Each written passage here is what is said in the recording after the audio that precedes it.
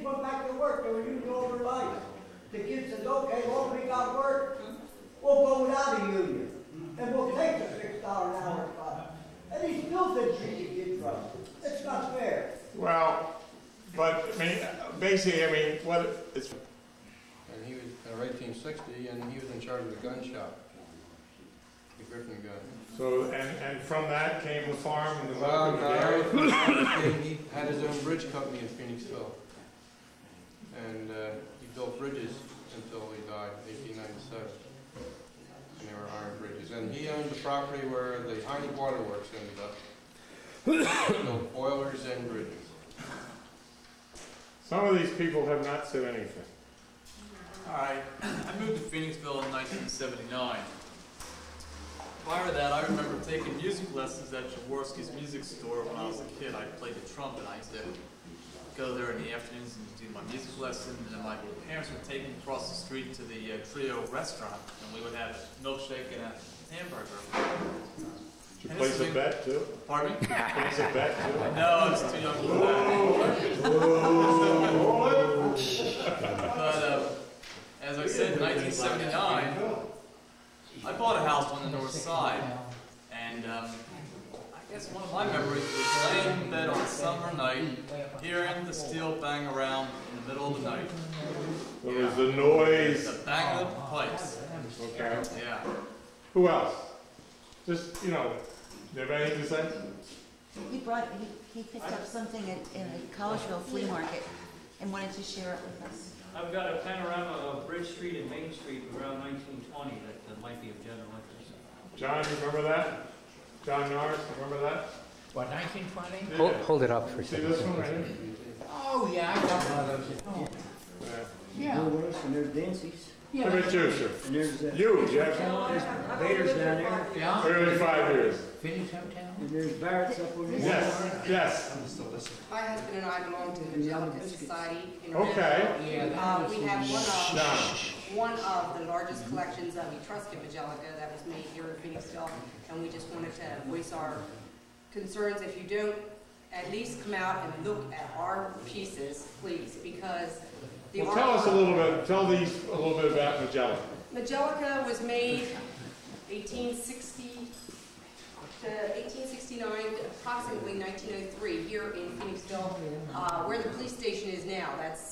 We have a map in our home dated 1890 with the kiln right on the map, and a few of the places that are where we live is nothing but field on this map. But anyway, my husband has been collecting Angelica since 1969, and he's exclusively Etruscan. I mean, he doesn't collect anything. What is Etruscan? Etruscan is the Angelica that was made here in Phoenixville. That's what they call it. It is not the 1600 Etruscan Angelica that they have over in Europe. We're just new to this here. But my husband has 700 pieces in the home at this time, and Mrs. Stern in Coatesville is the only other person that we know of that has more. But at this point, this is further back than a lot of people have been coming to, but the Iron Company was here before that, and part of what I understand as the Iron Company, someone in the Iron Company is who started the kiln. The kiln works, the kaolin works, that were the kaolin that was dug out in Kimberton to bring in here for these pieces that were technically given away at the A&P stores as incentive for buying things. My husband at one time set a table for Christmas with nothing but shell and seaweed pieces, 12, you know, and it really is, it's very, very pretty. It's very, well, in some people's eyes it's gaudy. It's Victorian, so it, you know, it can be gaudy at times. But Why did it stop in 1903? it burned. For the third time, I believe. Sold out. It burned.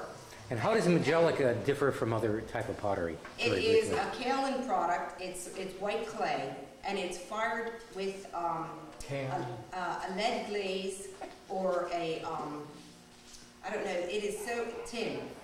The glaze is different, and that's what makes it different. You can't tell what color it's going to be until you fire it. So the people who worked there were young ladies and children, and you can even see in some of the pieces we own, the experts who painted, and they knew what colors they had to choose to put on these particular pieces, and you can see where the kids took over and they all bled together and everything looks, but So we could take a look at. yes, you can come to our Okay, home. they freeze has it. Yes, you can come to our home and, our meetings, our Majelica meetings are really taking off, and Majelica Society has printed, has some printed books, and I wanted to make sure that this organization has a copy of each one of the books as they come out. I know they might have Marilyn's book, and do you have the newest one? It's a I don't know. Nicholas Dawes. Do you have Nicholas Dawes's? Now, it doesn't mention all the time, it doesn't mention Etruscan all the time, but there's maybe only 1 or 2 lines in there, but even so, I would like to have a list of the books that are here so that we can make sure that you get a copy of them. But it is right now one of the hottest pottery items on the antique Could you make market. it now? No, you can't. And Why? Because there is no raw material? well, there is raw material. There's still kaolin and Kimberton, from what I understand, but all the chemical mixtures that they use, I believe there's even a book here in this society that has some of the things written down. But it was like this guy came over from England and he did it, and he didn't tell anybody what he was doing. So you know, it was never passed, and it stopped when it stopped. So, Also, the lead content has been noted. yeah, you couldn't eat off of them. I don't eat off of them. You couldn't make it today. We're gonna go to quarter after. Do you have any other questions, Meg? Michael? The Majolica came about because somebody came into town and told the iron company, why don't you make your own brick for your kiln? There's plenty of clay around here.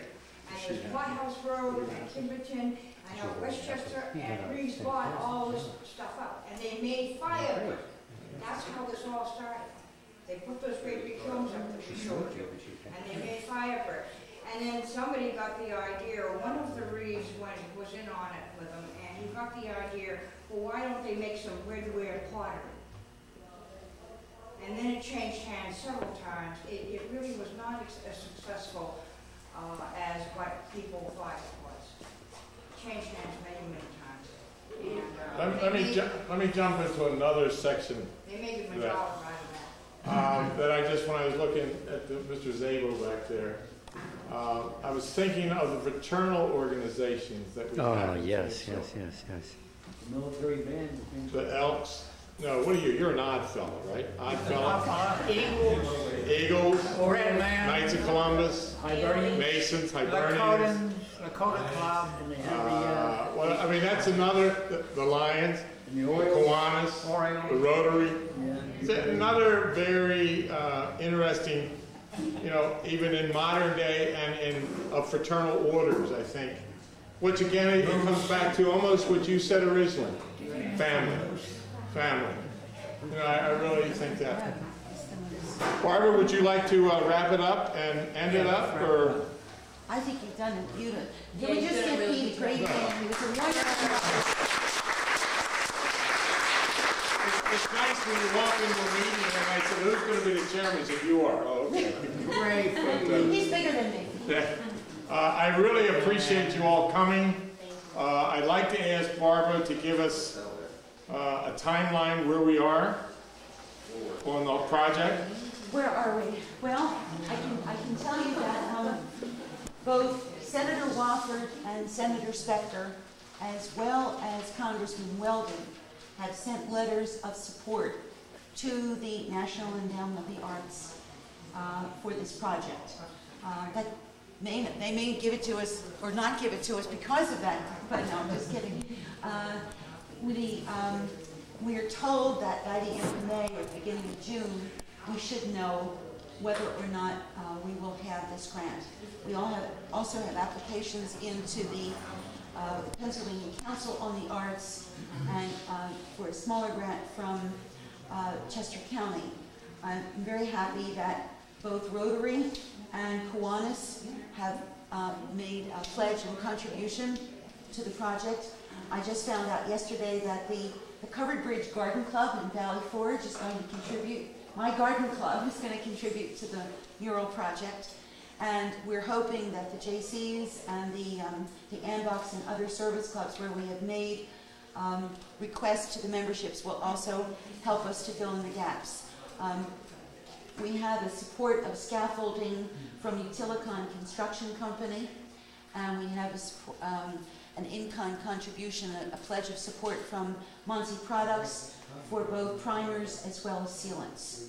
And so hopefully if we get the positive word of the grant this coming month, then Meg and Michael will be able to make their plans appropriately and begin on the project by mid-July. Will you and Mike and Meg, would you want us to help you in your sketches or your ideas for the concept? What is your timeline? One of the next things we want to do is look through photo archives of the Historical Society. And we would like to have some kind of sketches prepared and then come back to you and interact, have a discussion about our ideas by mid-June, right? Right.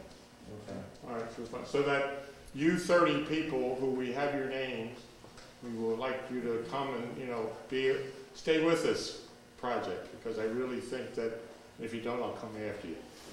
But anyway, I really think that it is good. I think it's something that we all will be proud of. Does anyone have anything else that they haven't been able to say and they want to say? Now, what's going to be on the earth in front of this? What's going to be down the ground? Go ahead, Barbara. Simone and Javi, the landscape architects and the planners who just finished doing the Parks and Recreation Plan for the borough of Phoenixville, have very graciously and kindly offered to, at a very, very, very nominal fee, offered to do a landscape plan. We are hoping that we'll get community support to implement the plan. Both Meg and Michael have met with Peter Simone. We have not finished designing the lot, as it's called, but you should know, because there have been, you've been misinformed perhaps by some letters to the editor. The Chamber of Commerce of the Phoenixville area owns the lot. There is no chance in the world that anybody could build a building on what was purchased specifically for the purpose of creating this mural. You should also know that we have obtained a permanent easement agreement with the Fazzini family, on the side of whose building the mural will be painted, so that in perpetuity the mural will be preserved. I know there have been questions regarding vandalism. I can only say, last year when we put in 100 geraniums in planters on Bridge Street, folks said, oh, you're crazy. They're all going to get pulled out by nightfall. Well, they didn't. 99 out of 100 remained in place. Only one ever got pulled out. And I know Meg has addressed this kind of issue in urban areas. You want to share with them? So, because I know I've heard a lot of talk and discussion and worry, and it's better for us and for members of the community to hear it directly from you. Right. I feel that on the idea of vandalism and graffiti on a wall, that murals are a massive deterrent. And if there has never been any on the wall, there's less of a chance with a mural on the wall for there to be a deterrent. The big mural that I showed you in Philadelphia, and all those, that's in the middle of Center City, Philadelphia. No, I mean, it's not lit at night or anything, and it's crystal clear, like shining. My experience has been that some of them are in North Philadelphia, and these are the most heavily vandalized areas in anywhere I've ever been, and it is an effective deterrent. I don't think that it's a concern that would be high from my experience. Michael? Isn't that 10 Go ahead, who had the question? I think so. Isn't there protective paint or chemicals you put on these that they can't put on graffiti, or can they erase? there is a covering that you can put on. It changes the texture of the mural, and we can work that into the design somewhat. One of the things that we're doing, we just had a meeting with the landscape architects before we came here tonight, and it was a very favorable meeting because they're very interested in making the landscape architecture work with the mural. And part of the work is not only maybe work with it in terms of theme and design, but we also can design some anti-vandalism aspects into the design. For example, the first 8 feet or so may involve plantings from the ground up, vines growing on the wall, perhaps. I don't know if any of this is going to be the solution, but we're going to, these things are, there are ways of solving these problems, and in fact, it's really true. In the inner city, people vandalize the blank walls, the ugly walls of abandoned buildings, but they tend to leave the murals alone. I just had one thought. Your name again? My name? Nora. I just when you spoke about the noise that you heard, and when I heard about this mural, and of course... I think your thought might be my thought. Well, my thought, you know how you can get these, postcards or birthday cards you open up and you get happy birthday. I just had the whole vision that, whatever they had, the open hearts, whatever, but we had the noise. Oh, God. And even, remember the old cigarette ads? Yeah. Smoke on it? We could even have the smoke on it. Camels. That's why I'm not a muralist, I guess. Well, can we do it, right? I thought the sound, I heard the sound when you said it, and sound is just as, you can paint, you can record, I thought that... Yeah, wouldn't it be nice? Yeah, that really puts you... Yes, Mr. Zabo. What are you going to do with the windows in that wall? There's about 12 windows there. Well, I think that whoever is using and occupying the building, if they're using the windows, they're obviously going to want the windows to stay. If we could, we would board them up and pretend that they were part of the wall, but if not, again, that would be something you would take into consideration when designing the mural. So, I mean, you could do it in many different There's ways. a lot of windows in that. Yeah, there are. There's 12 of them. Yeah. In other words, the design will either, as Meg said, will either... We'll take them into consideration. As they do it, or... A storefront, yeah. Good idea. There you go. What'd you say? Storefront. Could be a storefront. Could be a storefront. You know what else on the just to give you an example, on the last big mural that I showed, you couldn't see it, but there were huge steel buttresses that were 4 feet in height. There were 12 of them on that wall.